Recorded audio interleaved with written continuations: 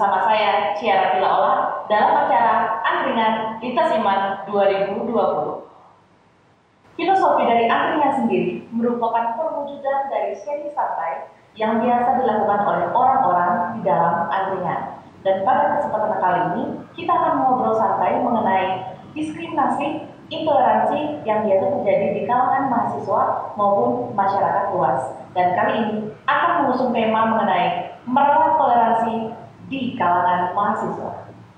Langsung saja saya perkenalkan kedua pembicara kita, ada Reni Oktaviani dari Prodi Bimbingan dan Konseling. Halo Reni. Dan Dewi Santika dari Prodi Teknik Mesin. Halo. Bersama dengan Romo Patrisius Mutiara Andalas SY sebagai penanggap kita yang akan mengkaitkan diskusi kita dengan spiritualitas penasian yang dirayakan pada bulan Juli ini. Halo Romo, selamat pagi. Halo rekan-rekan sahabat humanis. Nah ini nih Romo, pada saat kesempatan talkshow ini, bagaimana sih pendapat atau tanggapan mengenai yang kita kaitkan dengan Ignatian sendiri tentang isu-isu diskriminasi dan juga isu-isu politik yang sedang marak terjadi di Romo? Pendiri Sanata Dharma, Nikolaus Triagara pernah mengatakan tentang kota Yogyakarta ya. Kota membangun manusia, manusia membangun kota. Maka kalau sekarang ini di beberapa tempat, bahkan di banyak tempat, ada isu diskriminasi, ada isu intoleransi, kita sangat miris ya. Dan Sanata Dharma sebagai salah satu institusi pendidikan yang menyelenggarakan formatio kemanusiaan untuk orang-orang muda punya tanggung jawab agar Sanata Dharma menjadi salah satu sekolah keberagaman untuk orang-orang muda yang tinggal di dalamnya. Maka Sanata Dharma sendiri yang salah satu core values-nya adalah menghargai keberagaman, punya tanggung jawab besar ya, merawat Yogyakarta dan juga turut merawat Indonesia. Jadi berbagai macam suku, budaya, dan agama terdapat Sanata Dharma. Oke, jadi kita langsung lanjut aja ini ke pertanyaan yang pertama untuk para pembicara kita. Siapa pembicara kita? Oke, yang pertama nih, apa sih yang membuat teman-teman itu mau melanjutkan ke perguruan tinggi Sanata Dharma yang kita tahu didominasi oleh orang-orang Kristiani, dan teman-teman sendiri nih sebagai orang-orang yang berbeda dari kami gitu. Apa penanggapannya boleh? Kak Dewi silakan. Dari saya sendiri sih, sebenarnya dari SMA memang mau tujuan kuliahnya itu di Jogja. Terus udah melewati berbagai pertimbangan, akhirnya dapatlah Sanata Dharma. Meskipun saya itu tidak mengetahui latar belakang Universitas Sanata Dharma sebagai universitas Yesuit, dan ketika mengetahui bahwa universitas ini bukan universitas berbasis Katolik, ya dalam benak saya ya udah nggak apa-apa gitu, ya coba aja. Dan di sekolah SMA saya juga Kristen, jadi udah biasa gitu. Oh, jadi sebelumnya belum tahu kalau misalnya Universitas Sanata Dharma itu merupakan yang dominasinya orang-orang Kristiani dan didirikan oleh Yesuit. Belum, memang karena tujuan saya kan memang untuk melanjutkan jenjang pendidikan. Jadi lebih dipentingkan ilmunya ya. Romo, apa yang muncul di benak Romo mengenai Dewi sendiri yang kita bisa lihat jarang ya seorang wanita itu mau masuk ke teknik mesin, dan sebagai orang yang seorang Buddha mau untuk masuk ke universitas kita. Bagaimana tanggapan? Kekayaan terbesar Sanata Dharma itu adalah mahasiswa-mahasiswinya ya. Dan sejak awal Sanata Dharma itu berdiri, keberagaman itu sudah menjadi ciri khas yang memperkaya Sanata Dharma ya. Maka setiap tahun, setiap kali kita menerima mahasiswa-mahasiswi baru, Sanata Dharma sebenarnya belajar kembali ya, bagaimana merengkuh persaudaraan lintas iman itu, menjadikan menghargai keberagaman sebagai nilai dasar yang betul-betul kita hidupi ya dalam kehidupan yang sangat-sangat sehari-hari ya, di kelas, di tempat-tempat di mana kita berjumpa satu sama lain. Maka Sanata Dharma sebagai miniatur keberagaman Yogyakarta, miniatur keberagaman Indonesia, ini sungguh-sungguh diperkaya ya.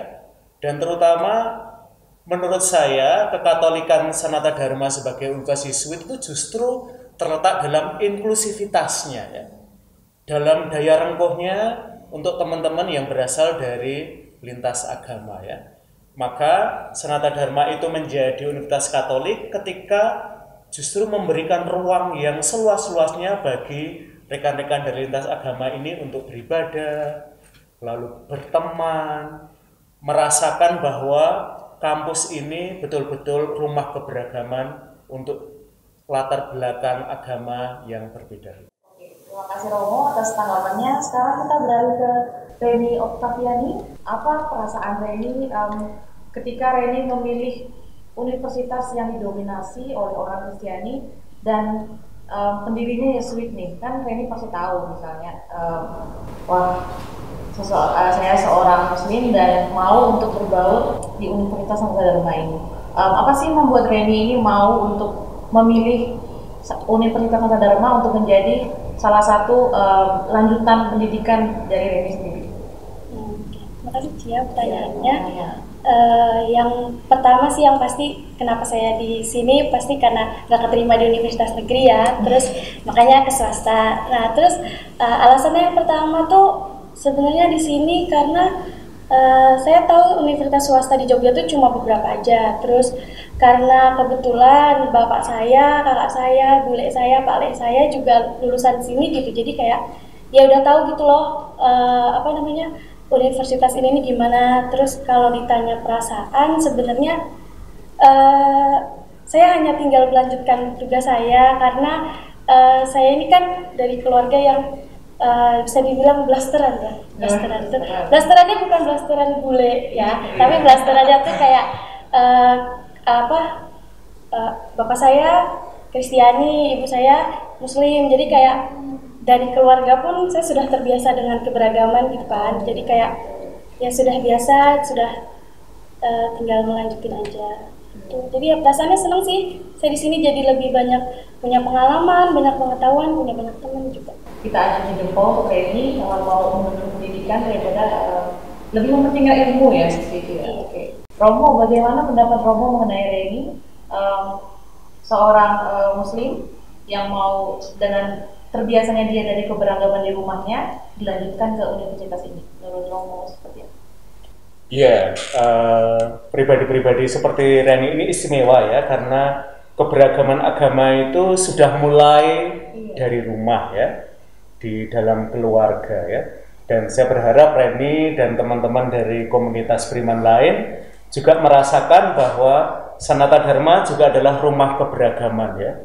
Nah, Sanata Dharma sendiri berusaha untuk mengatasi ya seringkali prasangka yang ada dalam dirinya ya terkait dengan the religious others ya, dengan lian religius ya. Karena dalam kehidupan masyarakat kita, terutama ketika ada kasus-kasus intoleransi, lalu diskriminasi berdasarkan agama, itu kadang-kadang Sanata Dharma bisa juga bersikap reaktif ya. Lalu kita melakukan yang sama ya, entah balas dendam dalam institusi Katolik itu sendiri ya. Pengalaman justru berjumpa dengan Reni, kita berusaha untuk mengatasi prasangka-prasangka itu ya. Maka selain bahwa Sanata Dharma itu membagikan keberagamannya pada Reni, Sanata Dharma juga belajar dari Reni ya, sehingga kita tetap merawat keberagaman itu ya. Oke, baik, terima kasih Romo atas tanggapannya. Nah, kita beralih ke pertanyaan selanjutnya ya. Bagaimana teman-teman menyikapi perbedaan dari segi agama, budaya, dan suku? Oke, mulai dari Reni mungkin? Cara saya menyikapi perbedaannya sih dengan cara saling menghargai ya, saling menghormati juga. Khususnya nih, kayak saya kan seorang Muslim, terus kayak pasti ada jeda sholatnya kan. Terus kayak ya kalau misalnya lagi kelas, terus udah gitu kita saling menghargai gitu loh. Kayak dosen tuh ada yang mengatur kelasnya seperti kalau misalnya pertemuan baru awal pertemuan nanti dosen itu bakalan nanya siapa nih yang mau mimpin doa, mau yang muslim, yang kristiani atau yang mana gitu. Terus dari itu nanti misalnya yang muslim nanti saya mimpin doa, terus yang bentuknya kristiani gitu. Terus dari itu kayak kalau misalnya udah zuhur nih, nah itu nanti kayak saya minta izin sama dosennya, Pak, saya mau ke masjid musola gitu, mau sholat dulu boleh? Maksudnya kayak saya menghargai mereka, terus mereka juga menghargai saya gitu, kayak ya memang cara kita beribadah berbeda, tapi ya saling berdampingan gitu. Jadi kayak ya sikapnya saling menghargai dan menghargai semua. Pernah nggak sih teman-teman Reni itu mengingatkan Reni misalnya jangan lupa sholat, Ren puasa, atau misalnya teman-teman yang lain pada saat Reni lagi puasa makannya jauh-jauh atau gimana gitu dalam situasi kelas Reni itu seperti apa? Kalau masalah sholat pasti sih, misalnya kan udah mau zuhur nih, atau enggak temanku ada cowok sholat Jumat, terus waktu itu pernah di hari Jumat ada kelas dari jam 10 sampai jam 1. Nah terus udah mau jam 11-an itu, terus sama dosen tuh kayak gini, kamu gak sholat Jumat? Gitu kan. Saya itu kayak gitu, dia, ya udah aku saya sholat Jumat ya, sholat Jumat, dia balik-balik sudah selesai kelasnya, ya sudah nggak apa-apa. Terus kalau misalnya pas lagi puasa, teman-teman saya sangat menghargai saya sih, kayak apa namanya, kayak mereka minum gak di depan saya, terus misalnya minum di kelepasan, maaf ya Reni, padahal ya sebenarnya nggak apa-apa minum di depan saya. Malah itu menumbuhkan iman yang makin kuat ya. Dapat pahala kalau Dapat pahala ya. Kita lanjut ke Dewi ya. Gimana Dewi menyikapi perbedaan yang terjadi di kampus nih? Cara dari agama Buddha dan juga etnis Tionghoa. Bagaimana? Kalau dari saya sendiri sih menyikapi suatu perbedaan itu sebagai sesuatu yang baru dan perlu dipelajari. Kenapa? Karena menurut saya intoleransi itu terjadi ketika kita tidak dapat menempatkan sudut pandang kita pada sudut pandang orang lain. Dan hal itu pasti perlu kita pelajari sebagai kayak contohnya dulu saya sangat ingin mengetahui kenapa umat muslim terutama yang cewek harus berhijab gitu. Dan ada teman saya juga dari muslim kan. Nah dari sana saya ditanya kenapa sih itu. Terus untuk teman-teman yang Katolik kenapa sih ada bisa, apalagi pada awal ajaran baru kami ada bisa, dan hal tersebut tidak dibagikan. Dan belakangan itu sering terjadi. Terus dipelajari. Oh, jadi menurut Dewi sendiri mendapatkan banyak pengetahuan baru, misalnya dari segi agama Muslim seperti apa, Katolik seperti apa, jadinya nggak kaget ya. Jadi misalnya nanti berkecimpung di dunia masyarakat, jadi nggak kaget dengan suasana-suasana perbedaan. Apa sih perasaan Dewi ketika memimpin doa seperti yang Reni rasakan tadi?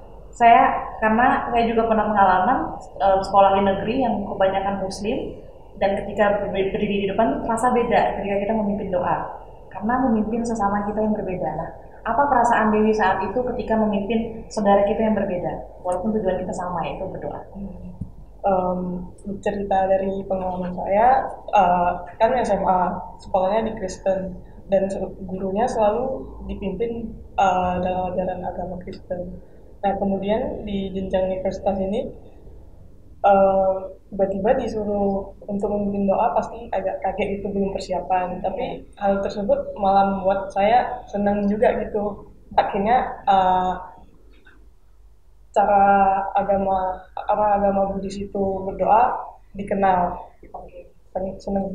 Iya, karena kan jarang ya melihat agama Buddha sendiri. Saya pribadi juga sangat-sangat jarang, paling dilihat di film atau di drama seperti itu, bagaimana Buddha berdoa dan langsung disaksikan langsung oleh banyak orang bagaimana sih cara agama Buddha itu berdoa, supaya kita juga saling menghargai. Oh, kita tahu nggak hanya dari Muslim, Kristiani, Buddha dan yang lain juga kita tahu gitu ya.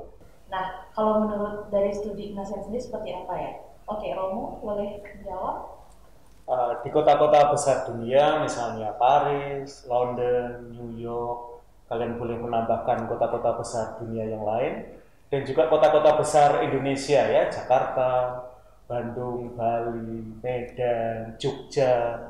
Di kota-kota besar di Indonesia maupun di dunia, pengalaman multikulturalitas, pengalaman multireligiositas itu lebih dialami ya dibandingkan kalau kita berada di kota atau bahkan di kampung yang lebih kecil ya.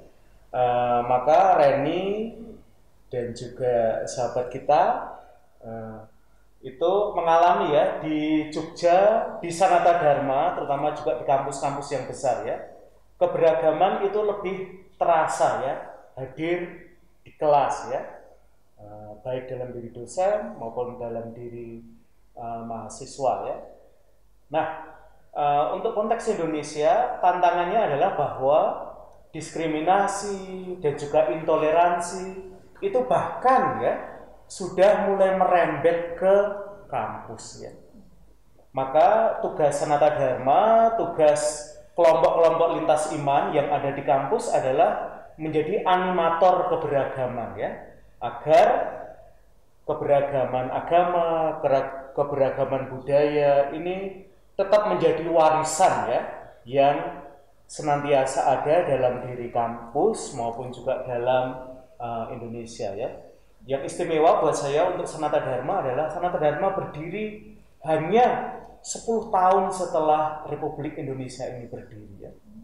Maka keberagaman yang menjadi ciri khas Indonesia juga menjadi ciri khas Sanata Dharma yang merupakan bagian dari Yogyakarta, bagian dari Indonesia. Dan tugas Sanata Dharma adalah menjadi animator keberagaman, baik budaya, agama, maupun keberagaman lain. Jadi kita sebagai mahasiswa dan sebagai anak-anak Indonesia yang juga sangat menjunjung tinggi keberagaman, keadilan sosial bagi seluruh rakyat Indonesia juga harus benar-benar menghidupi nilai-nilai keberagaman itu sendiri, entah melalui universitas kita maupun sosial dengan masyarakat di Indonesia ini.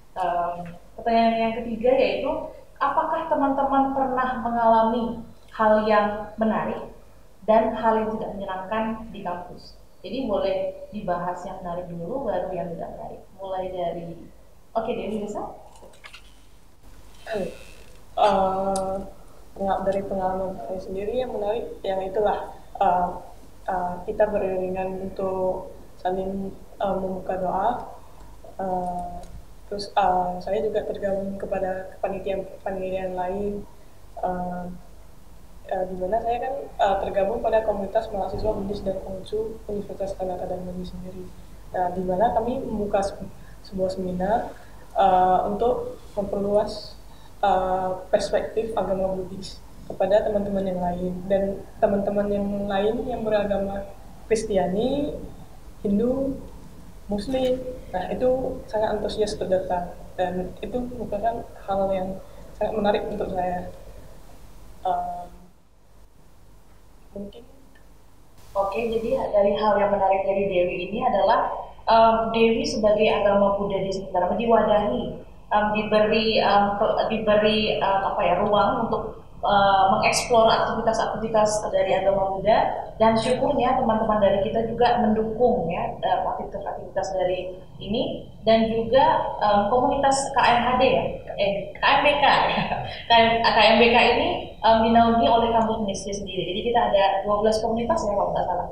Komunitas itu terdiri dari agama-agama yang ada di Indonesia. Terima kasih Dewi, itu hal menarik yang pertama. Kita mau mendengar hal menarik dari Reni, silakan. Mungkin kurang lebihnya sama kayak Dewi sih ya, kayak saya juga tergabung dari salah satu komunitas yang ada di kampus ministry. Terus kayak kampus ministry itu kadang suka bikin serawung. Dari semua komunitas itu digabungin, terus kita ngobrol-ngobrol bareng, sharing bareng gitu. Terus kayak misalnya ada acara misalnya dari KMHD atau dari Kana gitu-gitu ada acara, terus kadang-kadang tuh kita diundang buat lihat juga gitu. Terus ada kegiatan kampus ministry yang beautiful itu sih yang benar-benar menampung kita buat berapresiasi bersama pas lagi masa-masa beautiful.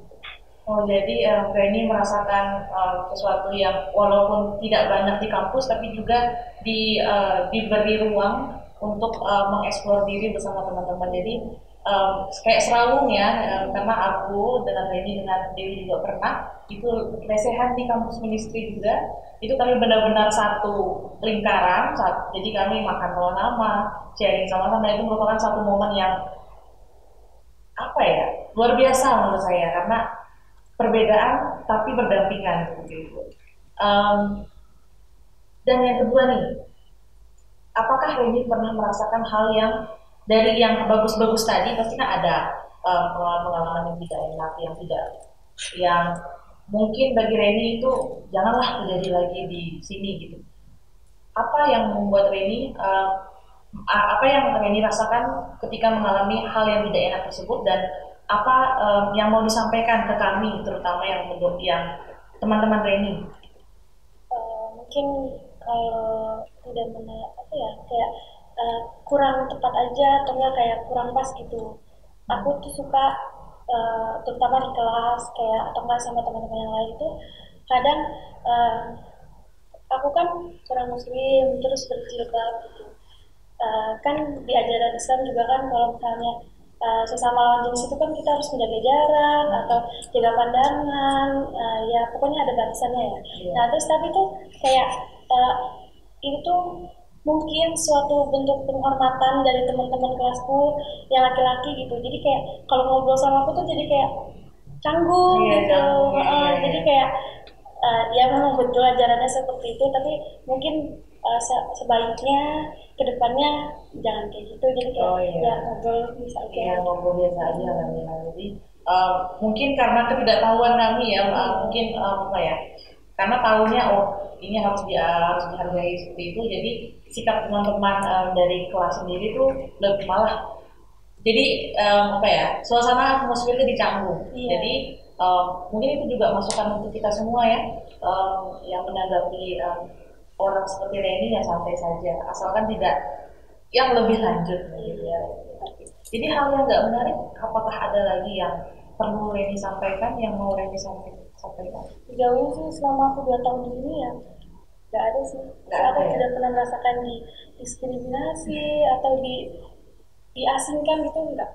Soalnya dari beribadah aja tuh aku dihargai banget, dibikin tempat, dibikin senyaman mungkin gitu. Jadi ya alhamdulillah puji Tuhan ya, Reni tidak merasakan hal itu di sana Dharma. Terima kasih Reni pengalaman luar biasanya. Nah sekarang kita beralih ke Dewi. Bagaimana nih sebagai agama Buddha dan juga etnis Tionghoa yang seperti yang kita tahu bahwa akhir-akhir ini isu-isu mengenai etnis dan juga agama yang minoritas itu lagi marak terjadi. Apakah Dewi mengalami hal-hal pengalaman yang tidak menarik di kampus atau di sekitar Dewi? Dari pengalaman saya sendiri sih di Kanaka Dharma, menurut saya toleransi antar agama itu udah sangat bagus. Namun untuk suku dan ras itu menurut saya masih kurang. Kenapa? Saya sebagai seorang Buddhis, terlebih Tionghoa, sebagai orang-orang yang dalam kelompok yang lebih kecil di kelas, karena saya juga tergabung dalam kepanitiaan, terlebih saya akan mencari uang untuk panitia saya sendiri. Di sana saya dan satu teman saya dibilang seperti Cina, kamu jualan terus, karena memang agak perasaannya kayak gimana gitu. Kami berjualan tuh untuk panitia kami sendiri, tapi malah dibilang kayak gitu. Saya tahu ya itu lelucon, cuman ya mungkin bisa dibatasi lah gitu, karena memang mungkin mereka taunya orang-orang Tionghoa tuh taunya berdagang, cari uang gitu. Padahal orang-orang Tionghoa, karena pada zaman tahun-tahun Orde Baru itu orang-orang Tionghoa kan dilarang untuk menduduki pekerjaan-pekerjaan tertentu. Jadi untuk bertahan hidup orang-orang Tionghoa berdagang. Nah, dari sana mungkin muncul perspektif bahwa orang-orang Tionghoa itu selalu berjualan. Nah, sampai sekarang masih ada perspektif seperti itu yang menurut saya sangat tidak bagus. Bukan hanya untuk etnis saya sendiri, cuman saya melihat teman-teman yang dari timur sering didiskriminasi, kayak ada kubu-kubunya sendiri di kelas. Jadi diskriminasi yang Dewi bahas di sini bukan malah agamanya, tapi sukunya masih ya. Nah, jadi teman-teman perlu digarisbawahi bahwa kita sebagai Dewi sebagai etnis Tionghoa sendiri, saya juga pernah mengalami hal yang sama. Jadi teman-teman saya itu selalu misalnya, oh ya gini, kita tahu dari Ucon benar, tapi kan tidak semua orang bisa menerima hal itu. Jadi ada suatu filosofi atau kata-kata bercandaan atau joke itu seperti ini. Kalau misalnya orang yang kita bercandain tertawa, berarti bercanda kita berhasil. Tapi kalau tersinggung itu bukan bercanda. Jadi yang perlu saya garis bawahi di sini adalah teman-teman kita boleh tidak seperti itu lagi ya, itu ya Dewi harapannya, dan juga bahwa berdagang itu merupakan yang bisa dilakukan semua orang, nggak hanya Tionghoa. Nah, yang menjadi cap ini merupakan salah satu hal yang baik yang dibahas oleh Dewi, sehingga kita ke depannya tidak seperti itu lagi dan kita mencoba berbaur dari segi suku. Nah, menurut Romo sendiri menyikapi dari dua hal yang berbeda, dari segi pengalaman Reni dan juga pengalaman dari Dewi mengenai hal menarik dan tidak menariknya. Apakah bisa dikaitkan dengan spiritualitas Ignatian atau dari tanggapan Romo sendiri bagaimana? Istimewa ya pengalamannya Reni dan Dewi ya. Keberagaman itu sehari-hari kita hidupi ya di Sanata Dharma, dan pada momen-momen tertentu keberagaman itu perlu kita rayakan ya. Jadi perayaan-perayaan keberagaman itu penting agar tidak hanya komunitas-komunitas yang hidup, tetapi juga seluruh sivitas akademika Sanata Dharma itu merasakan bahwa keberagaman adalah kekayaan dari Sanata Dharma ya. Nah, ada bahaya ya, diskriminasi tadi yang diungkapkan oleh Dewi, dan juga mungkin ketidaknyamanan yang tadi diungkapkan oleh Reni. Ini seringkali mengambil bentuk-bentuk yang baru ya di kampus ya, menyusup di kampus ya. Sehingga tanpa disadari kadang-kadang kalau tidak hati-hati ya, komunitas-komunitas yang didirikan atas dasar primordialitas ya, entah itu agama, suku, ini menjadi ghetto-ghetto baru ya. Wilayah-wilayah tertutup yang lama-kelamaan lalu menolak keberagaman yang lain ya. Maka Sanata Dharma dalam pengalaman sejak kelahirannya sampai sekarang ini, selain bahwa kita menghidupi keberagaman, selain kita merayakan keberagaman, pada momen-momen tertentu kita juga harus mengakui ya, bahwa ada kelemahan-kelemahan yang masih ada dalam tubuhnya ya. Misalnya dengan teman-teman Muslim ya, ternyata kita kadang-kadang agak menjaga jarak ya. Lalu dengan teman-teman Buddha ya, dengan Konghucu, kadang-kadang ada pengalaman di mana kita itu masih banyak stereotipe ya, Cina, ASEAN, dan macam-macam sebutan yang sangat menyinggung ya. Tetapi kadang-kadang dalam masyarakat kita, karena yang mengatakan banyak itu tidak dianggap menyinggung ya. Nah, maka menurut saya keberagaman Sanata Dharma itu tidak dihitung berdasarkan persentase orang Kristen ya. Tetapi mereka yang paling rentan diskriminasi, mereka yang paling rentan mengalami intoleransi, ketika mereka dibela, disitulah ya keberagaman Sanata Dharma itu terutama diukur ya. Karena saya kira ada bahaya kampus-kampus negeri, mungkin juga kampus-kampus swasta religius, itu mengukur keberagamannya berdasarkan persentase ya. Jadi kalau mahasiswa-mahasiswinya dominan beragama tertentu, lalu kegiatannya sangat didukung ya, sementara kelompok-kelompok kecil mendapatkan porsi yang sangat minimal. Nah, Sanata Dharma justru mau belajar ya, bahwa yang lian religius, yang dipandang paling kecil, rentan, mungkin dalam masyarakat masih disingkirkan, kelompok-kelompok inilah yang menjadi perhatian Sanata Dharma ketika berbicara tentang keberagaman. Oke, baik. Jadi dalam implementasi dan hidup yang dihidupi keberagaman oleh Sanata Dharma, kita juga memiliki kekurangan ya, Romo. Ya, jadi terjadi hal-hal kecil yang sebenarnya mungkin dari teman-teman tidak terpikirkan. Oke, kita lanjut ke pertanyaan yang keempat. Setelah mengalami hal-hal tersebut selama 2 tahun ini, perubahan apa yang teman-teman alami ketika berada di kampus Sanata Dharma ini? Mulai dari Dewi, boleh? Yang pastinya lebih open minded ya kan, karena perspektif pas SMA itu perlahan-lahan tuh menghilang. Dimana pas SMA kalau kamu mau tambah nilai kamu ke gereja gitu. Nah, kalau di sini kan tidak, kamu dinilai dari apa yang kamu hasilkan. Terus saya juga bisa lebih melihat apa yang ada dari sudut pandang orang lain. Nah, dari sana terjadilah perubahan dari perspektif saya sendiri.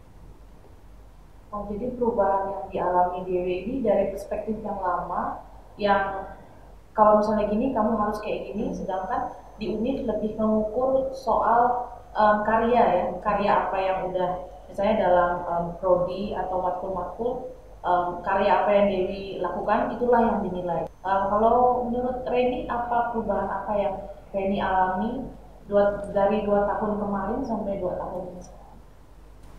Kurang lebih sama kayak Dewi sih sebenarnya, jadi lebih open minded, terus begitu kayak aku jadi sini jadi lebih banyak belajar, lebih banyak tahu banyak hal yang sebelumnya belum aku ketahui gitu. Oh, jadi dari open mindednya dari seorang Reni, kita kan tahu bahwa misalnya di Indonesia ini sering nih mayoritas minoritas dan hal-hal yang tidak mengenakan terjadi antara kita nggak bisa bohongi ya, misalnya dari agama Muslim sendiri dengan agama Kristen sendiri juga sering cekcokan.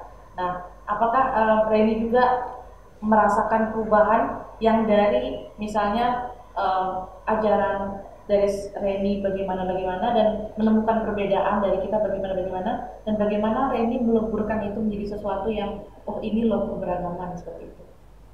Jadi dulu tuh kayak di daerahku tuh kayak ada aja tetanggaku yang merasa kayak aku nggak mau temenan sama ini gitu. Terus tuh kayak aku kayak gitu. Terus sekarang aku jadi kayak tahu gitu, emangnya kenapa kalau misalnya kita temenan sama orang yang berbeda sama kita gitu. Karena kan kita sama aja gitu loh, cara bergaulnya sama, cuma cara gimana kita beribadah doang yang berbeda gitu. Terus kayak terus kan kita sering dengar nih, misalnya dari Reni, kita dulu pernah ada kasus sekitar Desember 2018-2019 misalnya, ada stigma dari orang-orang tertentu yang mengatakan bahwa kita tuh nggak boleh misalnya ucapin selamat Natal sama mereka atau misalnya gini, dan hal-hal tersebut yang saya rasa menyinggung beberapa pihak, maupun dari segi Reni yang bilang itu hanya orang tertentu yang bilang tertentu, dan dari segi kita orang kesini misalnya kok begitu sih. Nah, bagaimana Reni menghadapi hal seperti itu misalnya? Ya benar, sebenarnya di ajaran kami tuh ada suatu ayat yang mengatakan bagiku agamaku, bagimu agamamu gitu. Ya memang di agama kami dilarang keras untuk mengucapkan selamat Natal gitu kan.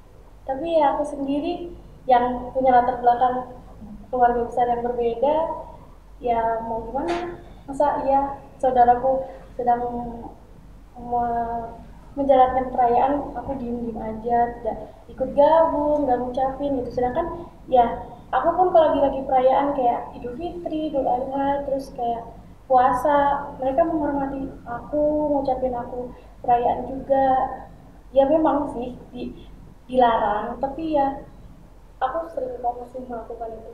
Kayak aku melakukan itu dalam bentuk aku menghargai teman-temanku dan keluarga.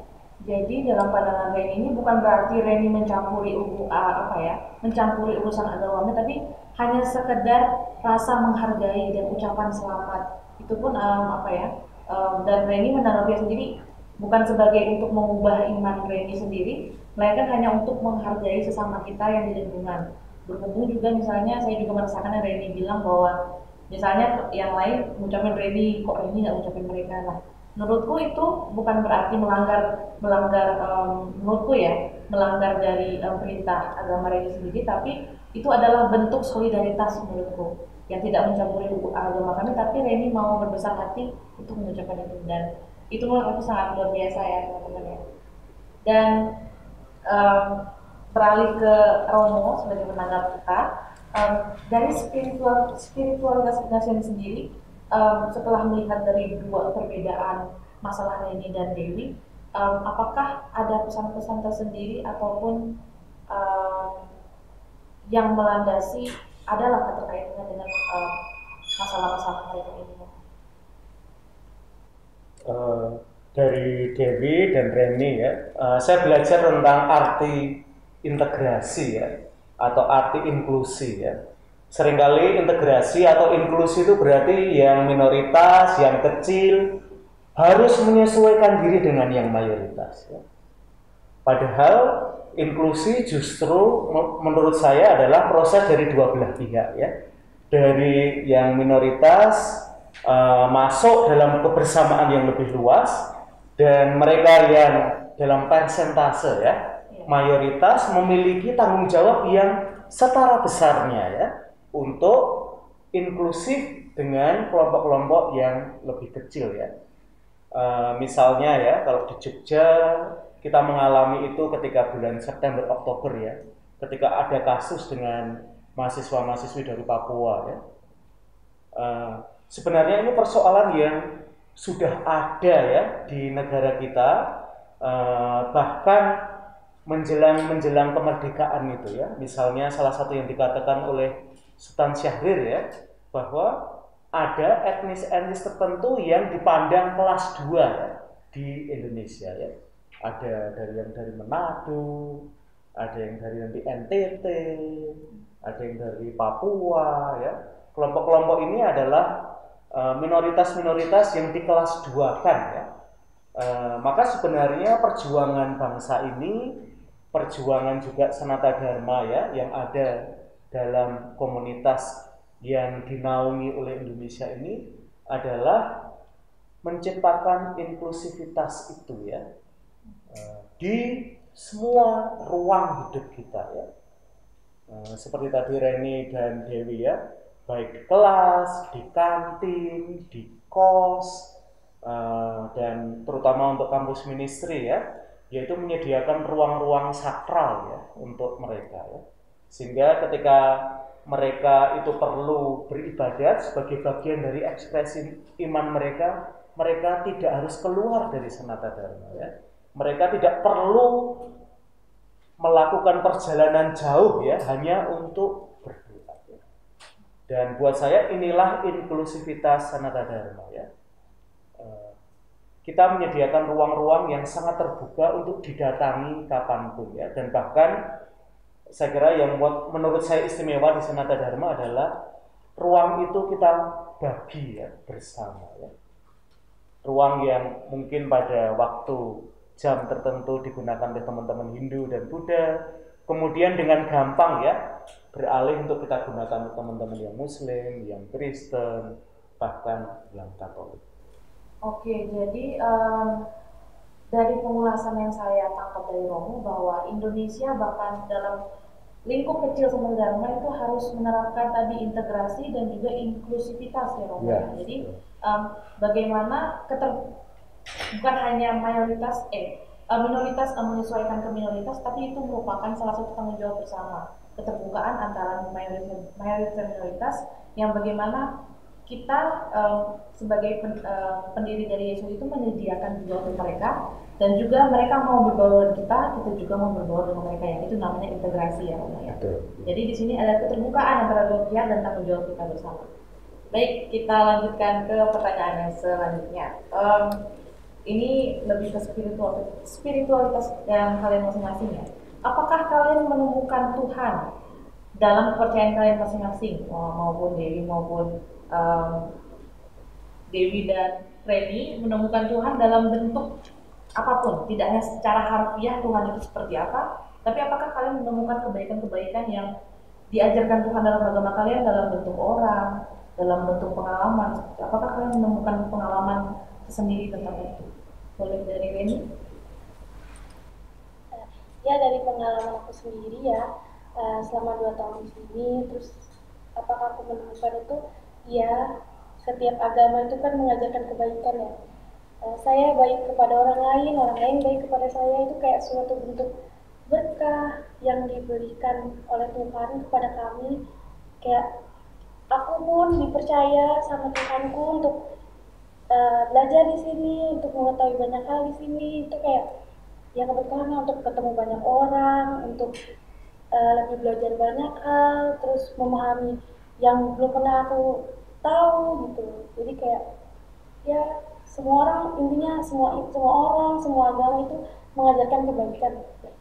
Jadi Reni menemukan Tuhan dalam setiap orang ya, yang memberikan kebaikan terhadap Reni, bahwa ternyata kebaikan Tuhan itu melalui orang-orang tersebut yang menghargai Reni, yang memberi ruang kepada Reni, dan juga tidak hanya secara harfiah tertulis dalam ajaran Reni seperti apa Tuhan, tapi Tuhan tuh lebih general ternyata, lebih masuk dalam segala hal. Terima kasih Reni pengalamannya. Kalau dari Dewi sendiri? Ya kurang lebih seperti Reni. Everyone can become a Buddha. Semua orang bisa menjadi Buddha. Semua orang mempunyai sikap-sikap seorang Buddha.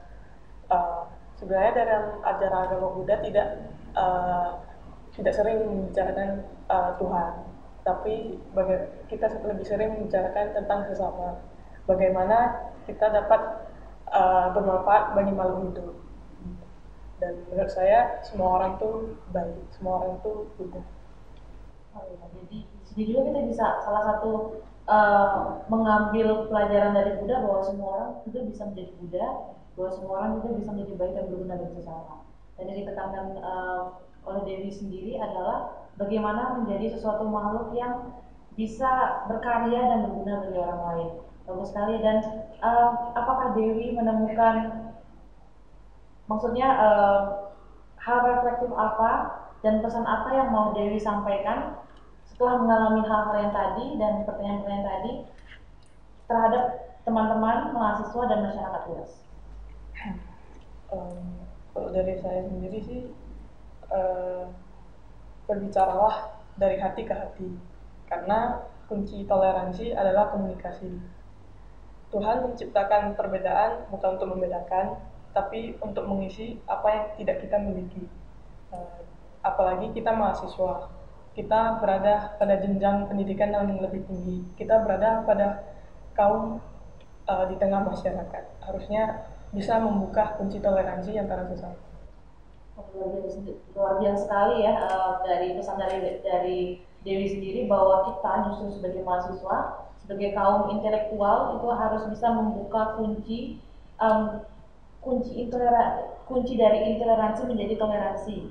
Dan dari Reni sendiri, khususnya untuk seperti orang seperti saya, seperti Dewi yang tidak mempunyai banyak bekal untuk berdiri di sini di perkumpulan orang yang lebih banyak, dalam artian kita lebih minoritas di sini, gak punya bekal apa-apa, kita jadi lebih tahu banyak hal, kita jadi lebih bisa paham apa yang belum kita pahami, dan kita jadi punya banyak pengalaman dan pengetahuan.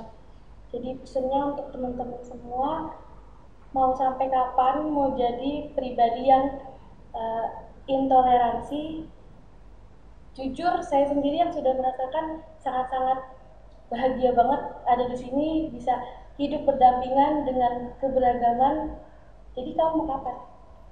Ya mantap ya, jadi mau sampai kapan ya mau terjadi toleransi ini. Dan pengetahuan menurut saya ada yang saya ambil dari ini adalah pengetahuan adalah suatu kunci.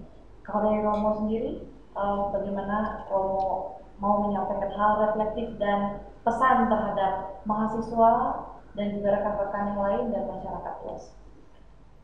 Saya banyak belajar dari Dewi dan Reni ya, tentang hidup bersama dalam keberagaman religius ya, yaitu bahwa Sanata Dharma itu belajar ya, tidak hanya ajaran-ajaran agama yang Reni dan Dewi peluk ya, tetapi lebih jauh daripada itu ya. Kita menemukan manusia-manusia beriman yang menghidupi ajaran-ajaran agama ya, melalui kesaksian dari Reni dan juga dari Dewi ya. Dan menurut saya inilah yang mengubah Sanata Dharma ya. Mengubah Sanata Dharma menjadi kampus yang semakin multi religius, semakin multikultural ya. Dan menurut saya inilah yang bisa kita sumbangkan sebagai Sanata Dharma kepada Jogja, kepada Indonesia, dan bahkan kepada dunia. Oke, baik. Jadi dari pengalaman mereka berdua tentang Pantas Romo, kita sebagai mahasiswa yang nanti akan menjadi tunas-tunas bangsa yang akan kerja di berbagai belahan dunia, bahkan mengharapkan bahwa apa yang kita alami di sini, pengalaman yang kita alami, bisa kita hidupi benar-benar dalam implementasinya, walaupun tidak 100% akan sempurna, dan itu saya yakin membutuhkan membutuhkan waktu dan pengalaman untuk menjadikan itu sebagai toleransi, sebagai hal yang tidak lagi tabu di masyarakat kita. Jadi terima kasih atas pengalamannya, luar biasa ya. Berkali-kali saya menghostkan atau acara tentang keberagaman ini, tapi berkali-kali juga saya mendapatkan hal yang baru. Jadi di sini menunjukkan bahwa pengetahuan tidak terbatas. Jadi teman-teman jangan sampai mensempitkan pengetahuan dengan perspektif kita sendiri, melainkan juga mau mendengarkan orang lain.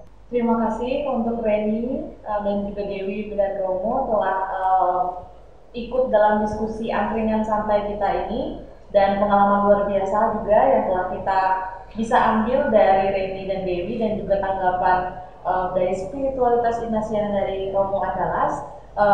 Semoga diskusi kita tadi beroleh suatu pesan yang baik untuk teman-teman sekalian, dan kita dapat sama-sama menghidupi nilai toleransi yang sebenarnya seperti apa dari kesaksian-kesaksian dan tanggapan dari pembicara dan juga dari Romo.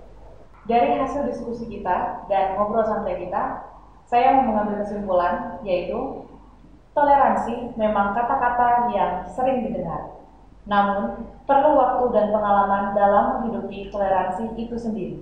Butuh karya yang dihidupi sehingga toleransi dapat terimplementasi. Hati yang terbuka, pengetahuan yang luas, dan komunikasi yang baik antar agama, suku, dan budaya merupakan kunci utama dalam hidup berdampingan. Semoga toleransi menjadi hal yang dihidupi, bukan hanya sebagai teori. Jadi sebelum kita mengakhiri diskusi kita ada jargon nih, jargon dari angkringan lintas iman. Jadi kalau saya bilang angkringan lintas iman, jawabnya kring-kring. Oke, semangat ya jawabnya ya.